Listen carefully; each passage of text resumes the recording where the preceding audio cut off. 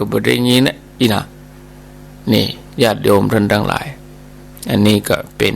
วิธีการดังเมืองฟังอันนี้ก็ฟังได้อยู่หลายวันมาแล้วเนาะหลังจากที่หายกันไปเกือบกึ่งเดือนนะ100.25ก็อินดูถึงคนฟังอินดูถึงคนบริหารจัดการพระเดชพระคุณหลวงพ่อพระครูสุจิตานุรักษ์พระเดชพระคุณหลวงพ่อเจ้าคณะอำเภอฝางก็ปะโทโอ้ญาติโยมเขาโทรมานะมันได้จะได้ยินกับหลวงพ่อก็เปิ้นแปลงอยู่เนยตุไปเลินเขาแถมมันยังแถมหลายๆตนช่วยกันเอาจนได้ออกเจ็มให้มันดีนะญาติโยมทำสถานีวิทยุเนี่ยเจ็มให้มันดีทุ่มเทกำลังกายกำลังทรัพย์โอ้ต้องหุมแท้ๆหุมงานเผยแพร่แท้ๆถึงจะทำมาเต้บอกว่าโอ้ญาติโยมสวะ มันลำบากมันตุกมันกินสมองเหรอเปลืองเงินเปลืองงบประมาณโอ้เหมาแล้วมันสู้แล้วมันต้องหุมแท้ๆก่อนมาเต้บอกว่าโอ้ญาติโยมทำสถานีวิทยุนี่104นี่ก็ตลอด24 ชั่วโมงเหมือนกันทั้ง Facebook ทั้งออนไลน์ทั้ง YouTube ทุกช่องทางทั้งคลื่นก็104.50ท่านอาจารย์วิศวัตรเนาะจะอู้ธรรมะเนอะก็เวลาก็ครั้งแห่ม15 นาทีก็เดี๋ยวลองฟังกะเช็คฟังญาติโยมพอกะเนาะญาติโยมหมู่ตั้งเคยฟัง96วันนี้ดักปิ้งแล้วไหลมา104นี่มีกี่ลายลองโทรมาบ่เนาะก็ว่าได้ยินกับแบบนี้เนี่ยรับดีกว่ากู รับดีกว่าเฮาอีกอะก็ว่ายังฟังอยู่กะอีน่ะก็จะอู้กัน15 นาทีเตรียมก็เดียวท่านพระครูสังฆลักษณ์ธนอัตรัตนศิริเปิ้นเข้ามาก็จะได้เกาะสัญญาณไปเลยกูเตือนนี่อาตมาภาพจะรีโมทไปนะรีโมทไปที่คอมของ96แต่วันนี้ก็รีโมทยังได้กับหมุนจนๆนะถ้าเป็นตาอินเทอร์เน็ตก็เป็นตาอย่างสักอย่างเฮาก็บ่ฮู้เฮาก็อยู่ได้รอเพิ่นเด้ว่าจังสันนิษฐานจะโทรหาเจ้าหน้าที่เนอะก็อินดูป่นวันเจ้าเป็นเวลารับเวลานอนว่าขวายปุ่นช่วงของท่านมหาวิษณุปุ่นก็ก้อยเปิ้นก็จะได้ลุกมาแต่เดี๋ยวนี้เก่งใจเปิ้นมันโทอีนะก็ฟัง104นี่เอาเจริญปอนแม่น้อยก็ฟังเก่านึงนี่แหละอันนั้นกระด้างงานเพื่อนสมิงมงคลได้น้อยเดียวเก่าแม่น้อยเฮาพัง91เพิ่นแหละจ้าได้อยู่เนาะเดี๋ยวร้องไรก็104เอากันเด้อบันดอนได้อยู่เนาะบันดอนได้ฟังอยู่เจ้าคนโมทนาจ้าป่าช้างนี่ได้อยู่กะมันเจ้านี่ได้อยู่ดับแต่กะคอม96ดับแต่ดับก็เลยดักก็เลยดับคอมดับก็เลยเสียงดักปิ้งเช็คพอละตัวโปรแกรมนี่มันบะโชก็หมายความว่าคอมพิวเตอร์ดับก็ไหลไปญาติโยมไหลซ้อหาเอาท่านผู้ฟัง0998366322เป็นรายการโทรมาอู้คันเวลาก็แล้วกันเนาะ0มึงฟังจะโทรมาก็ได้ไปลูกเจ้าแล้วกะลูกเจ้าก็โทรมาเนาะบัดสงวนเวลาแล้วเอาเจริญปอนจากตังได้แม่ลูกค้าไหลไป104เพ่เนาะครับผมอันนั้นกะอันหนึ่งได้ยินก็ไหลซ้อหาเอากะจ มันจะเข้าเสียนะ นั่นก็มันก็หมายเอาสีหมายไว้กะ หมายไว้เอามีนหมายไว้ เอากาวตีว่าก าวติดไว้หั่น ครับผม แปลงไว้2เครื่องก็ได้รู้ มันตีนี่ดับบ่ได้ยินตึงเวลาแล้วมันดักปิ้งไหลเลยไหลไปทางขวาเลย ครับผม ไหลไปทางขวาก็ไปทางขวาแหมน้อยเดียวเหรอไหลไปเมื่อกี่เม็ด96ก็100ก็104อย่า ไหลมาลุงจับตีมันเนาะ จับเลยมาเลย ครับผม โมทันดาอันนี้เปิ้นฮูติหรอก เฮ้ยนี่เราฟังมาที่ไหนก็ได้ งอมหาแต่เนอ เอาไปสา ยินดีเสาหินเมืองฝางเอาหลวงพี่มานิดมาเลยไว้สา โอ้กราบนมัสการท่านอาจาร ค ย์ รับตุปีมานิด จำเป็นนั่นเนี่ยวันนี้กินข้าวลำวันนี้นะก็กับพริกไว้พริกมานะอาจารย์เนาะ น่าก็ย้ายไปกะ ข้าจะแปลระยะมาถ้าต้องการฟังมีปัญหากับมือไปกับข้องมืออาจารย์ นั่นไหลไปแล้วจึงได้ อินเทอร์เน็ตมีปัญหาไหมเจ้านี่ ไหลไปหันอื่นนะนี่ก็ตั้งใจฟังกันต้องมาแจ้งอาจารย์เนาะเปิดมงคลรัศมีจัดดีเดี๋ยวแบบ บุบไปเลยแหละ ตรงตรงนี้ก็ไหลไปทางขวาแล้วกัน นั่นกัน ตอนนี้ดับปุ๊บไหลเลยกะ ช่วงนี้เราต้องกำลังใจกันเนาะ แน่นอน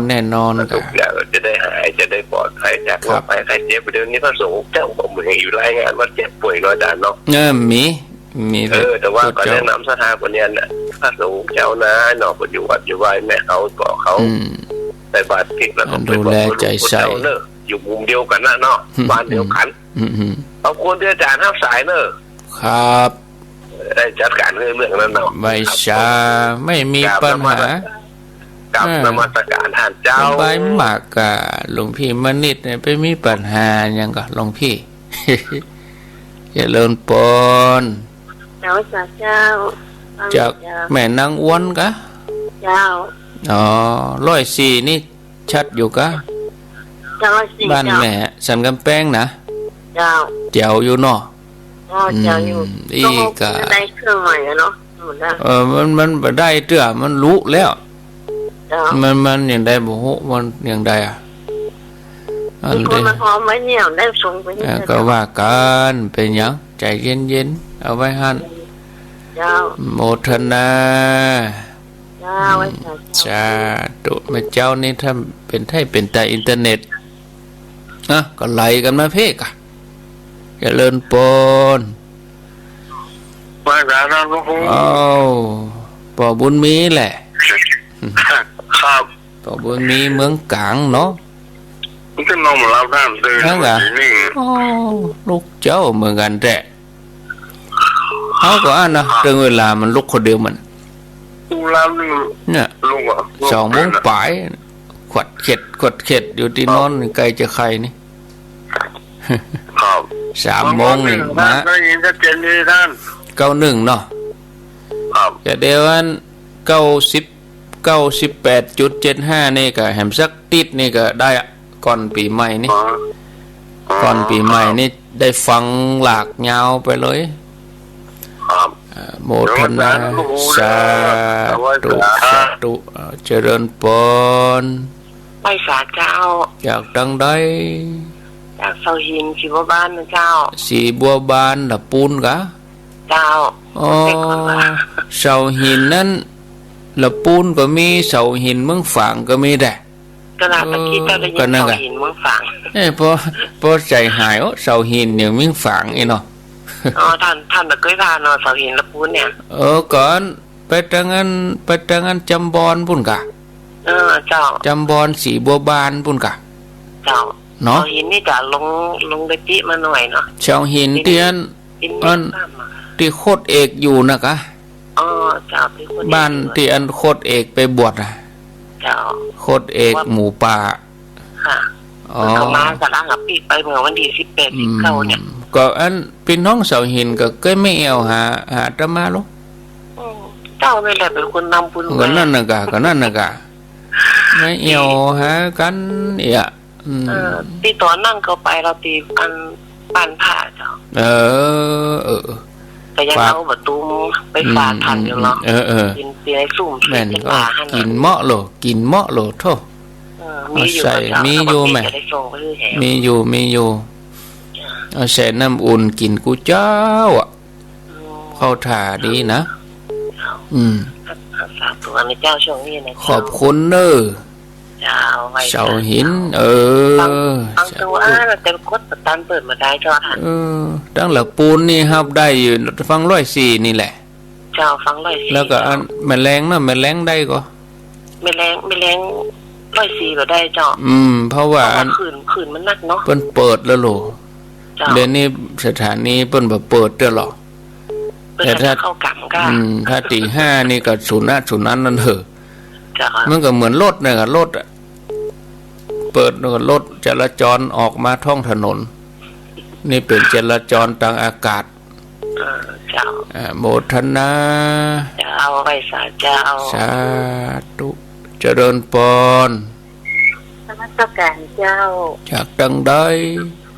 โดยสกิปที่ไปตามตะวานี่นะเจ้าลูกเจ้าเหมือนกันรุ่นนี้แต่นี่ไผ่แม่จันหอมก็ว่าแม่บุญส่วนเจ้าบุญส่วนสุขเขียวเนี่ยบ้านจังน้ำแต่ว่าบัดตันเข้าบ้านจะ4 โมงป่ายแล้วตันไปหาตุลุงสังกะเจ้าบัดได้ไปหาตุลุงยองก็ตุลุงยองน่ะแต่แกรับผิดบ้านไปฟังรายการของก็ฟังในรถกะบัดได้มามีบัดได้เปิดเจ้านั่นจบข่าวบัดได้เปิดสักกรรมมาเจ้าเอาไปไหนมาไหนเสียเดี๋ยวเฮาตึงเวลาอยู่ในรถเฮาก็เปิดในรถท่านนี่นะบัดได้เปิดสักกรรมมาเจ้าก็เมาอู้อย่างกันเจ้ากันม่วน4 โมงป่ายก็เป็นหยังเนาะเจ้าเป็นหยังก็เลยว่าบ่ทิ้งกันเลยก็ว่าบัดได้ตักตื่นพอดีแล้วก็มัน3 4 3แล้วท่านถ้าจะออกมาแล้วแอ่น่ะเจ้าดังนั้นลวงเหนือนี่104ได้ยินทีก็ฟังชัดเจนได้ยินก็ฮกมาเจ้านี่ดีคอมบ่ดีอินเทอร์เน็ตบ่ดีอินเทอร์เน็ตเสียแต่เครื่องนี่มีปัญหาเครื่องนี่ก็อาการล่อแหล่ละได้ไปคนก็เข้า ICU ไอ้ละเติมน้ำเกลือละมันเดี๋ยวนี้โมทนาใส่น้ำเกลือละเกียมผ่าตัดแล้วเจริญพรเจ้ากับภาษาเจ้าทำพระครูไม่ใส่พินกันนะยาเนอะใส่พินตรงซ่านรุ่นนี่เจ้าไม่ทำพระครูจับพอดีตื่นมาก็จับพอดีท่านทรงใต้เหรอครับมะจะได้ล้าในตรงซ่านแห่งนี้นี่นะเอาให้หน่อยไปกินน้ำนี่แฮมว่าไปมันน้ำแล้วว่าพระครูก็ไปมันอย่างกับเฮาเนี่ยก็ติดในเหี่ยววัน2 วันเป็นอย่างเดี๋ยวฟังอย่างโควิดเอาเจ้าหรอก็ได้นะกะเอาจับนะเจ้าเอาเลยก็ให้ฟังไปก่อนเตอเจ้าตัวข้าจากเล่าผมไม่แก่เท่าจะยิงเรื่องโรคโคโรนาว่ามาเป็นความจริงเชื่อมันแพร่มาจากประเทศจีนอาหารการกินเป็นเหตุโรคโควิดโความเฮาควรติดตามสังเกตประกันควบคุมต้นเหตุบ่ฮือเจือแพร่ลูกหลานหมู่จุ่มพี่น้องเฮามาร่วมมือป้องกันคือกินแกงฮ้อนจ้อนกลางหมั่นล้างมืองามสะอาดได้ป้องกันตัวโรคนี้น่ากลัวขนาดมันสวมหน้ากากอนามัยคนฟังสวมดังกังหูเอาไว้ไวรัสโควิดวิกฤตเหมือนกันทำใจไว้พี่น้องคนฟังบ่เมินบ่นานก็หายขาดย่านชุมชนคนหลายอย่าปากันไปเด็ดขาดในครับในบาร์ตลาดบ่ว่าโลตัส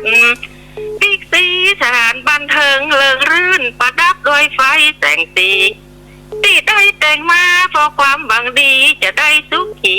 ตลอดขอบคุณตั้งรัฐบาลที่ได้จัดสรรตรวจสอบเอาหน้ากากอนามัยมามอบได้ทั่วถึงกันทุกรายโรคโควิด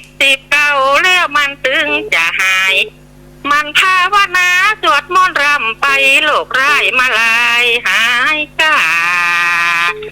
ถ้าเป็นลูกศิษย์ว่าได้ขึ้นครูเปรียบดังเมืองงูมามีปิดเปิ้นว่าตอนนี้โรคโคโรนามียาต้านแล้วในไทยขอให้หมู่จุ่มพี่น้องได้อยู่สุขวันหวานใจโควิด-19มันตึงจะหายอยู่สุขสบายบ่ขาดโรคโควิดโความเปิ่นตึงติดตามขนาดรัฐบาลประกาศออกข่าวทีวีตึงวันเป็นห่วงคุณหมอเจนล่ำเลยได้แต่งข้าวสารผู้นำทุกฝ่ายและพยาบาลจิตใจเป็นทานลำค่าคนที่เป็นแล้วไปคือแปลงจิตใจเรื่องร่า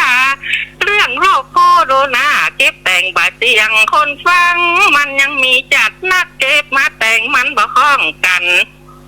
มีประเทศจีนในเมืองอู่ฮั่นประเทศเกาหลีเมืองงามอีหลานจบละเจ้าจบพอดีเนาะเจ้าบ่จบเตี้ยวันยาวอยู่กะก็มาต่อตอน2เนาะเจ้าวันหน้าตอน2เนาะสาธุ